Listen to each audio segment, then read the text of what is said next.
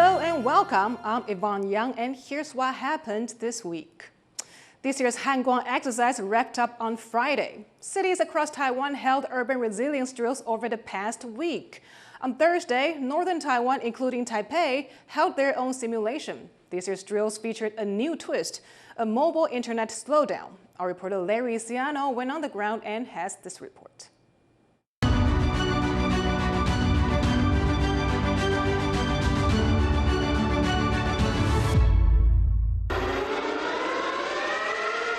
Cities across Taiwan are holding civilian air raid drills as part of the Kuang Exercise 2026. It was northern Taiwan's turn on Thursday, after central, southern, and eastern communities held their own exercises earlier in the week. 在2点半到3点之间，可能你的行动通讯会受到影响，出入会有一些不便，但是敬请大家能够谅解，也敬请大家能够支持，因为这个是一个必要的演习。当我们多一分演习，我们就多一分韧性。当韧性多一分的时候，事情发生，社会就可以多一分安定。 Thursday's drills saw sidewalks emptied, businesses unable to serve customers, and traffic come to a halt. In some places, people on the street were guided into air shelters. Those who didn't comply risked fines of up to $4,600. We're here in Ximending, usually one of Taipei's most bustling tourist areas. But today the streets are eerily quiet. Stores have rolled down their shutters, pedestrians have evacuated the streets, and police have pulled drivers over. All of this to simulate how the city could respond to a real attack. Now, usually in years past, people could sit inside and scroll on social media to pass the time. But this year's drill includes a new addition, a mobile network slowdown, a more realistic but disruptive addition that really drives home the threats that Taiwan faces. China, which claims Taiwan as part of its territory, would likely target Taiwan's communication infrastructure in an attempt to take the country by force. That's why Taiwan's government throttled local high-speed and mobile networks for the first time as part of the drills, giving civilians a taste of what could happen in an actual attack. We asked passers-by what they thought about the drill after it wrapped up. 这应该算是国防的一部分吧，我觉得还是要练习啦，不然有一天怕大家会反应不过来。可是我的2个小孩，因为我们从法国来的，他们第一次看，觉得哇哦，就是很不一样。我的儿子是觉得有点恐怖。I just arrived in the country and then the police were like, "Yo, get inside, get inside, get inside." I was like, "Why?" And then they're like, "It's missiles." I was like, "Am I gonna die?" And they're like, "No, you're cool." And then they said a drill on the thing, so I was like, "Oh, so cool." I was in the Taipei main station, just like with a bunch of people. But it was cute. They were playing like jazz music and stuff, so it wasn't that bad. We also asked businesses what they thought of the drills given the potential impact on their earning. 因为一定要配合国家演习，没有差。哎，没有差。对，我们都支持。对。为什么会支持？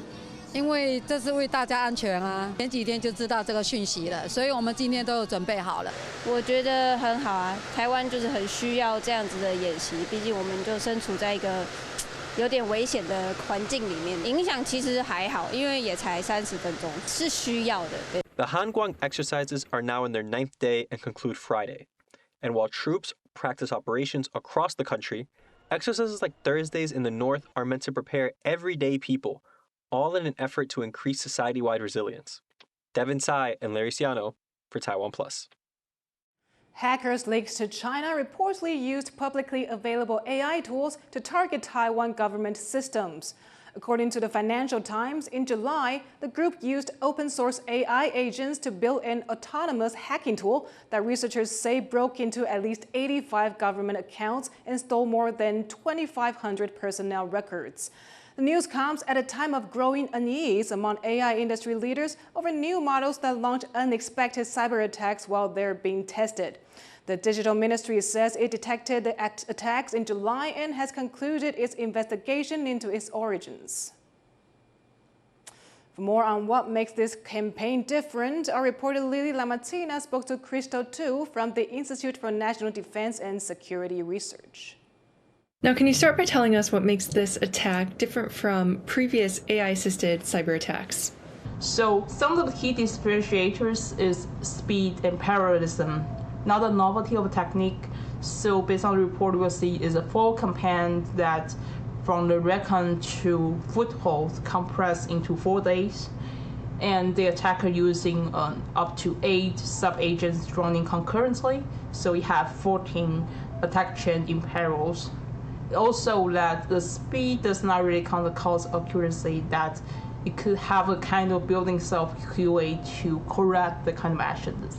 So it is not the industrialization of attack built on the well-understood attack patterns and execute at the tempo that usually no human team can match. And that's why we say that it is a kind of new AI-assisted cyber attack we observe in the wild. How are AI agents changing the way that attacks are carried out? And what challenges does that create for defenders?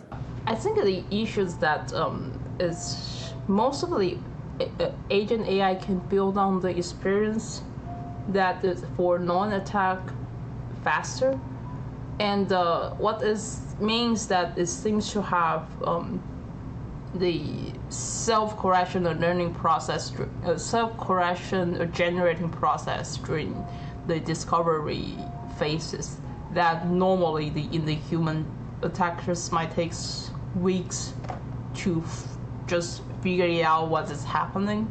But AI runs the same process by single human in parallel, so it speeds up the kind of the discovery or consent phase here. What should Taiwan be doing differently to defend against this new generation of AI-driven attacks?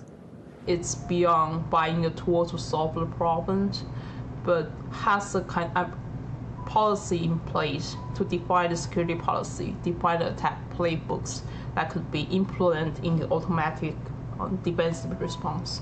So that the last part is the real challenge and the gaps we had known for years to implement the so-called security orchestration, automation, and response. That was Crystal 2 from INDSR. Taiwan is urging the public to stay vigilant against Chinese interference after media reports suggested Beijing plans to support pro-China forces in upcoming local elections. Taiwan's Mainland Affairs Council, which handles relations with China, was responding to reports of 4 priorities Beijing set out for Taiwan at its Beidaihe Summer Forum. A Taiwanese security official told local media the list says China opposes Taiwan pursuing independence through military expansion, will strengthen, quote, de facto governance of Taiwan, will mobilize resources against pro-independence groups, and support pro-unification forces in upcoming local elections. Taiwan's government regularly warns about Chinese political infiltration and attempted interference in elections. Celebrations in Taipei mark 45 years of diplomatic ties between Taiwan and St. Vincent and the Grenadines. Reese Ayers went to see how their relationships continue to evolve. 45 years of friendship celebrated with a distinctly Caribbean soundtrack. Prime Minister Godwin Friday of St. Vincent and the Grenadines is in Taipei on his first overseas trip since taking office last year. Beneath the music and fun, a message from Friday that he's ready to take the relationship with Taiwan to the next level. Our relationship has evolved to more than just friendship. It is a partnership. Friday has made clear that investment is a major priority, highlighting agriculture, tourism, the blue economy and creative industries as areas with potential for greater cooperation. Fresh from a roundtable with Taiwanese investors, the Vincentian delegation says it hopes to build on that first step in the coming months. I think it was a pretty successful first step. Later on this year, we're going to hope to have a more expansive investment forum to explain to potential investors the opportunities that are available in St. Vincent and the Grenadines.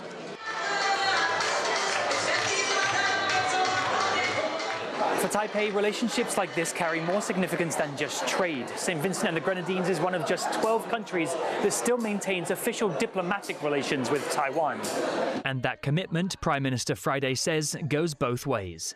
St. Vincent and the Grenadines has faithfully advanced Taiwan's interests in the international community. These diplomatic allies advocate for Taiwan's participation in international bodies, including the World Health Organization, where Beijing opposes Taiwan's inclusion. Taiwan has lost 10 diplomatic allies to Beijing over the past decade, but St. Vincent and the Grenadines has stayed, opening an embassy in Taipei in 2019 and now marking 45 years of uninterrupted ties. 也共享民主、自由、人权及法治等普世价值。虽然相隔遥远的地理距离，但从未阻碍我们彼此真诚的友谊。 From Prime Minister Friday, the message is clear. He's ready to turn a diplomatic friendship into something deeper, with more trade, investment and cooperation between two countries a world apart. Joseph Wu and Rees for TaiwanPlus. It's Ghost Month in Taiwan, and temples around the country are gearing up to burn massive amounts of joss paper. But one Taipei temple is among many that are taking a more eco-friendly approach to this tradition. Irene Lin takes a look. Ahead of the traditional Ghost Month prayer ceremony, believers and tourists are coming to this Taipei temple to pay respects to the city god, or Chen Huangye. Traditionally, they do it by burning joss paper. But for the past 3 decades, there's been a shift in this practice to reduce air pollution in the city. The temple provides smaller bundles of joss paper, collecting them to be burned together by the city government, instead of letting people burn them individually here. 集中到某个量的时候，比如说我的量到了，我就请一个小货车载走，所以没有定期说哪一天。刚开始信众是很难接受的哈，因为我们的民俗传统习惯都已经是这样。但是我们现在做到这20几年来，信众都可以接受，因为第一我们的金子的量也很少。 第二，就让他们知道说，其实很安心，你在这边做的东西，因为现场的这个流程他们都看到。The initiative aims to reduce the amount of joss paper and incense burned at religious ceremonies each year. The temple has even offered to replace them with packs of rice as a blessing. But as joss paper is meant to honor the ancestors and wandering spirits, some people say they can't give up the practice altogether, but do support government oversight on how it's done. 就是说，因为环保的原因，所以很多地方他们封炉了。但是呢，有的时候我们在为了心里面上的那个安宁哈，那我们就说，就说会想要找个地方，但是我找来找去，大概就是这边的城隍爷拿香有金子，才对祖先有所好像说，尊重。 我们也是都有在做啊，所以我刚才问那个师兄说，这个业是什么时候做？ The Taipei city government says over half of the city's registered temples have joined in. The collected batches will be sent to 3 specialized incinerators, and officials continue to urge people to not burn joss paper at home. 我们这个近5年，从114年到114年的一个清运量，从1200多公吨，那已经上升到1600多公吨，大概上升大概近3成。我们会请民众呢，跟我们这边的区公所去索取我们的一个集中烧的专用袋，然后还或是一些我们集中烧的专用贴纸。那针对这个寺庙或是一些联合普渡这种比较多量、比较大量的东西的时候，其实可以通知我们的一个清洁队，那去做定点的一个收运。The initiative has made it to the national level, with the Environment Ministry launching a project to centralize joss paper burning in every city and county. With local and central efforts working in tandem, temples and officials hope to respect ancestral practices while making them a little better for the environment. Leon Lian and Irene Lin for TaiwanPlus. Thank you for watching Here's What Happened. You can visit the TaiwanPlus website or follow our social media for more stories from Taiwan and around the world. Finally, we'll leave you with images of the total eclipse seen across Europe. I'm Yvonne Yang. Take care, and I'll see you next time.